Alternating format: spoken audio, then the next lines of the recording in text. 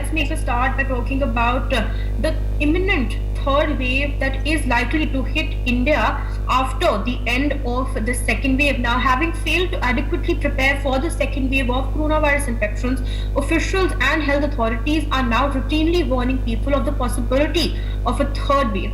It started earlier this month with the principal scientific advisor calling the third wave inevitable, even though its timing could not be predicted. Now, he also added that a caveat 2 days later, saying a third wave could be avoided through strong measures, but several others have issued similar warnings in the last couple of weeks.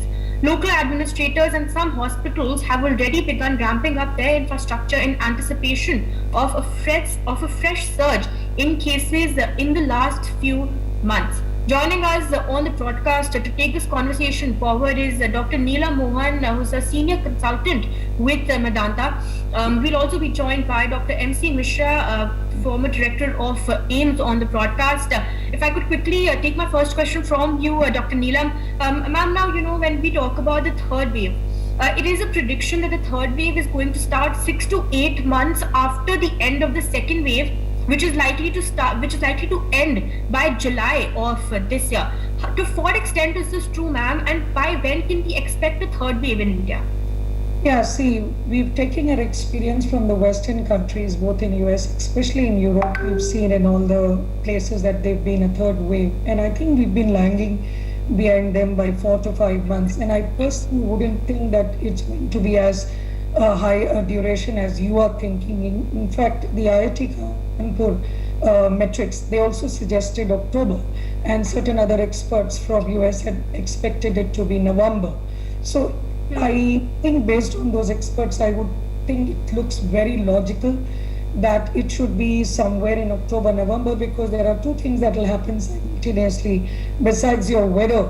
I mean, people would have started getting a bit, like they will let down the guards by that time, because our second wave is going to get up. We are going to be out of it by July, so the guards are going to get low, and the festival like Navratri, Diwali, and all that stuff is going to come. So that is the time even I would see that the forecast made by these metrics analysis seems to be right, and I think that's the time that I'm looking into.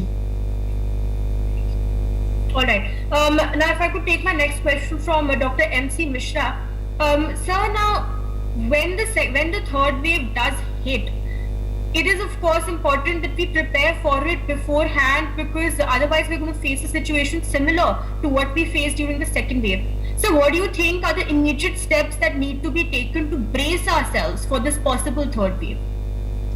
Paridhi, I am not with third wave as yet, because we are deep into second wave and we have not come out of it as yet. We don't know when we'll be out of that, whether the third wave would be in transition, that we are transitioning from second to third wave, I don't know. Even Dr. Vijay Raghavan was very vague when he said that. I don't agree with that hypothesis. Either he should have had more data on it and then come up with that we'll have a third wave in September, October, or August, September. But my take on this would be, I think this has been done to caution all of us, because we all of us had become complacent. I include myself, yourself, and Dr. Neelam, and everybody else in the country, that we all felt that the corona has gone. That is what led us into this mess today, which should not happen again, because even if the cases come down significantly by mid-June, we should not presume that we have won over COVID. We are far from there. It will take another year or so before we could vaccinate large number of our population by December, January next year. So I think it is more of a offense to defend ourselves from COVID, and naturally, so far, the children to a large extent have been kept away from having the severe disease.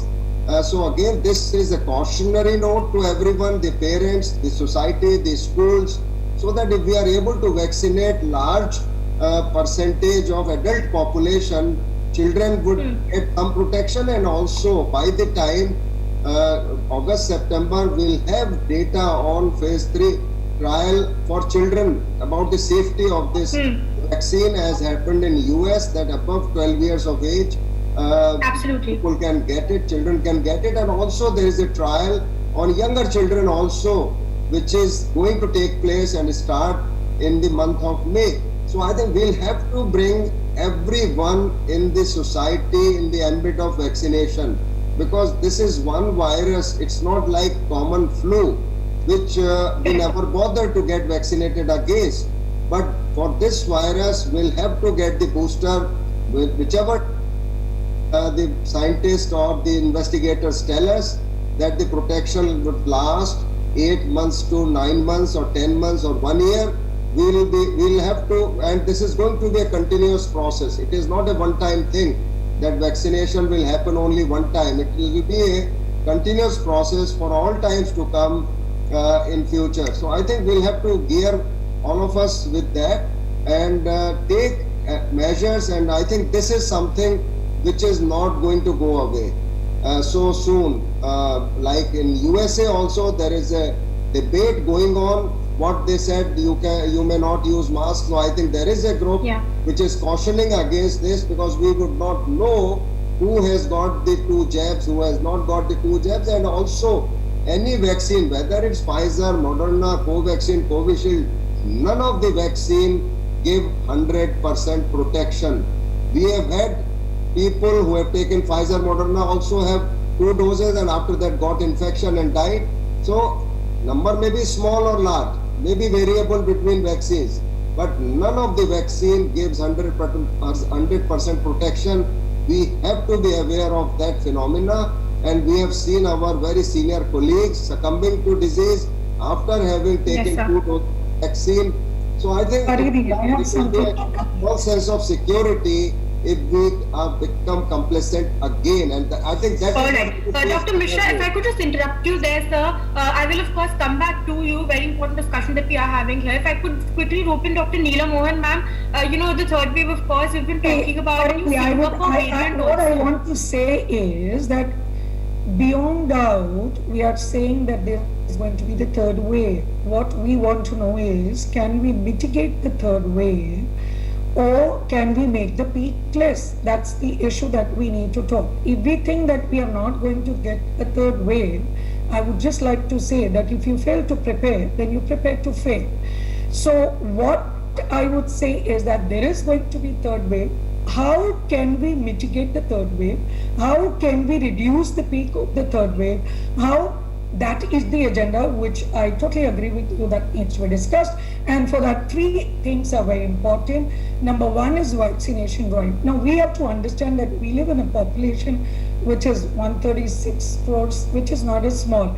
You put all, we thought that US did wonders, UK did wonders, Israel did wonders by, by targeting the population. And if you see the graphs, the USA is almost majority of the population have got vaccinated, and a minuscule of India with total, 2 vaccines who've received are less than 3% of the population, despite being in crores, because the population is so large that we find it. So everybody is doing the work. The work done by government and experts is phenomenal, but we still need to realize that it's a large country, large number of people. We need to increase the vaccination drive. Whatever speed we were working at, we need to work more. Right. Ma'am, if I could just quickly interrupt you there, and also shed some more light on the Singapore virus, which is said to be, said to be the virus that now triggers a third wave. So of course, then the immediate question is, how soon can we vaccinate children? Ma'am, where do you think we stand as far as vaccinating children is concerned? So Singapore virus is 1617. That mutant has been seen in India for quite some time. So there was a little confusion in the video call that was done by the health minister out there and our chief minister of Delhi. But what the written evidence talks about is it is 1617, the same mutant that was seen in India, and we have more than 55% of that mutant, 1617.1 and 1617.2 predominantly, which we have, and very small amount of 0.3. So they have the same, and just like Indians, we said that this wave hit the children as compared to the first wave 2%. We got 12% in the second wave. That's what the Singapore found, and that's why they shut the school. So that's part one of the story. Part two, answering you, is about your children vaccine. So the Pfizer vaccine is open for more than 12 years, and both Pfizer and Moderna are doing from 2 to 12 years, and for infants they are about to start by the end of November, December. They'll start the infants. Infants is less than 1 year. So we are going to, they started in July 2020, and by the time they accepted it was May 2021. So it took 9-10 months.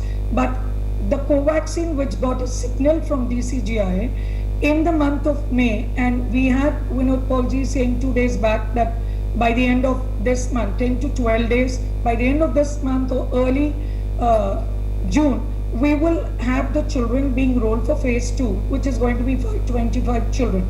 And I think it would take at least 6 months for the phase 2, phase 3, if not 9, what the US did. But we won't be able to rush down beyond that. So by the time you're going to get vaccine for children, it's going to be by that end. But having said that, Zydus, which is expecting to come in India in another couple of months, they are saying that June, July they are expecting. So in Zydus, they have done trial from 12 years. So maybe they will be able to open it before Covaxin. That's my thoughts. Not that some expert has come and talked, but if you see the 23 or 28,000 that Zydus has enrolled, they have enrolled from 12 years onwards. So if they get a permission, then obviously we would be getting it for the adolescents before the children, because Covaxin is doing from 2 to 18. All right. Dr. Mishra, if I could quickly also, speak with you about the vaccination process. So what percentage of the Indian population needs to be vaccinated to, in fact, avoid a third wave? What you are talking about, herd immunity through vaccination. And in any geographic area, if we are able to provide immunity to large population to the tune of 70%, it is likely to give protection by these 70% people not getting the infection and transmitting it to rest of the 30%. That is the presumption. But naturally, the percentage of people, larger the percentage getting vaccinated is better, because for this virus, other viruses also it happens, like measles, mumps, measles, rubella. Measles actually, now this mutant which is causing second wave is almost akin to the measles virus, because measles virus actually infects, one person can infect 12 to 18 individuals. The same thing is this virus is doing, this mutation is doing.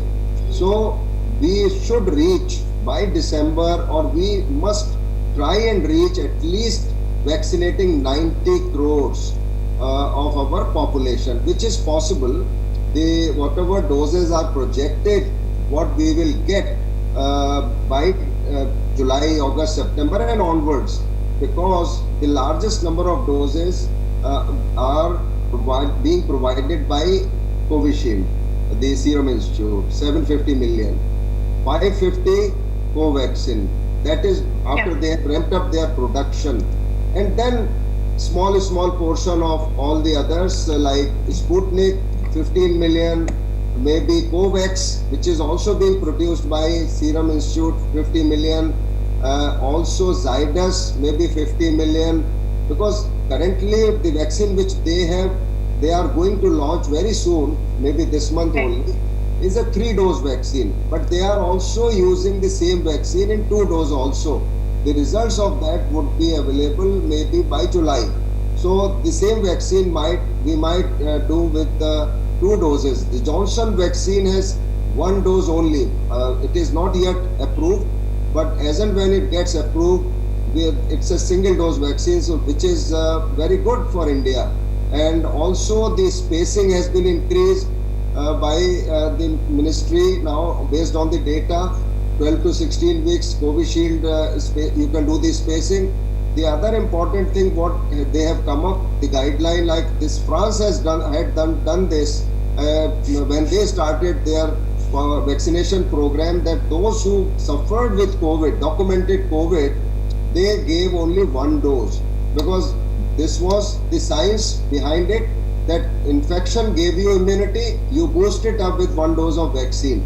So the same thing what now we have got guideline from Niti Aayog and ICMR that the people should not hurry up. Those who have suffered and recovered from COVID should not be in urgency of getting the dose of vaccine. They can wait for at least 3 months or maybe more, because this natural infection gives you protection average 212 days, and some people more, some people less. And that has been the experience globally. There are studies which have been done on antibody titer as well as T cell, memory cells, etc.